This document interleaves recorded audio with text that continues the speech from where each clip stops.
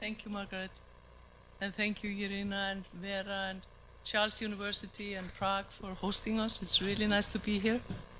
Speak up. Jochen, you guide me. Thank you. My name is Guðný Björk Eydal, and I'm presenting on behalf of me and Margaret. And we have been leading the work group on children with Vice Deputies Þórdís, who is in every other group, and Anna Escobedo from Barcelona. And we are not going to tell you about what we have been doing for the couple of years that we've been working together. We're just going to jump directly into presenting the latest production, because we've been authoring a white paper from a child perspective, and we have, of course, had the whole group participating in one way or the other. But here you see the authors, and it's Margaret and Þórdís who are the first authors. And then we have a gang of people from everywhere. Please read the names so I don't have to tell you, because Margaret is going to be very strict on time here. So thank you all for contributing to the writing of this report. And now we do the same errors as everyone else. And also I'd like to extend my sincere thanks to members of the group that have been reading the last version and advising us. Also to colleagues from other work groups, Anne-Sophie, Sonia, and Peter Moss, for providing their expert reviews, for stakeholders that we met in Ghent and got very good advices from. We might not have been able to follow them all, sorry stakeholders, but we tried. And finally, a special thanks, of course, to Cost for making all this possible. And when we talk about the child perspective, we are talking about how it's framed both by the Convention of the Rights of the Children and the sustainability goals. And we see CRC as providing an important normative framework for our work. So we are looking at children's rights to development, to health, to care, including care from both parents, social security, adequate standard of living. And this all implies that we need to have the responsibility of the state involved. This is nothing that people can do on their own in the private sphere. So the government is really important here. This is a matter of public concern. And parenting leave policies directly, of course, influence the conditions under which children's rights and well-being can be realized in practice. And we also see parenting leave policies, as Johanna also mentioned, as something that can contribute to the achievement of several of the sustainable goals. For example, ending poverty, improving health and well-being, and last but not least, promoting gender equality, that we regard, of course, as very important also for children.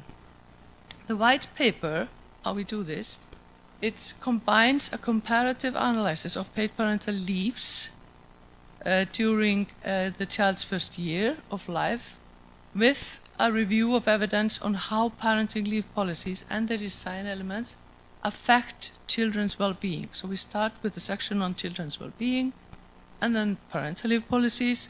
Then we proceed with a section on the parental leave policies from a child perspective. And I look at Þórdís now all the time because she has produced most of the material for this section. And then we move on to what does the literature teach us about the impact of parenting leave on children's health, parents' health, children's cognitive, social and educational outcomes, economic protection, family relationship and stability, fathers' parenting leave use and how that affects care, and if solo parenting leave use of fathers impacts child well-being and co-parenting. So we've screened the literature for all this. And what we come up with is recommending a stronger child perspective in future development of parenting leave policies. Parenting leave should not be viewed as a labor market instrument only, or as a mechanism for supporting parents. It should also be understood as an investment in children's development and in future sustainability of societies. And this might sound self-evident, but it's not. That's the strange thing. And the evidence reviewed suggests that the design of parenting leave policies may be as important as the existence of leave entitlements themselves. So it really does matter how you design. And while the literature and all the slow and fast reading and endless discussions in the groups did not point us to an universally optimal model, we could, though, define several recurring patterns that emerge in the literature. And now how many minutes do I have? Not many. 2. Okay. Three. The importance of the duration of paid leave is of obvious importance. It shouldn't be too short, it shouldn't be too long, and you need individual non-transferable entitlements to both parents to cut it short. The level of remuneration is critical because if you think about it, when people have children, the cost goes up, the income goes down, so why should you pay less?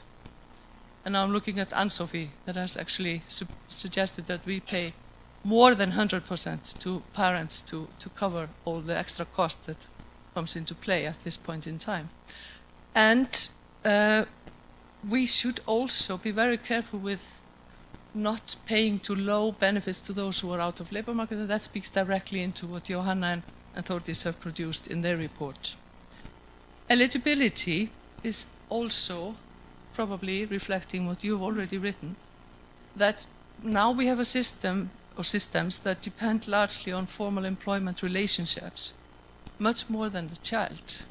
So the entitlements are not based on the children's needs, but the labor market needs or what parents have got through their work life, so to speak.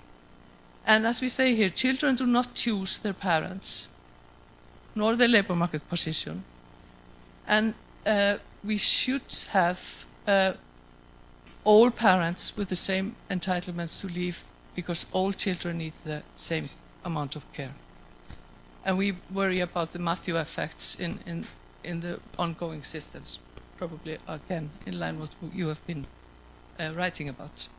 So to sum up, we call for a shift towards a child perspective, both in policy making and in research. Parenting leave policies alone cannot guarantee child well-being. As Anna has often pointed out, there is no magic bullet. But when they provide sufficient time, adequate income protection, inclusive eligibility, opportunities for both parents to participate in caregiving, they actually can help create healthier, more secure, and more equitable beginnings for the children's lives.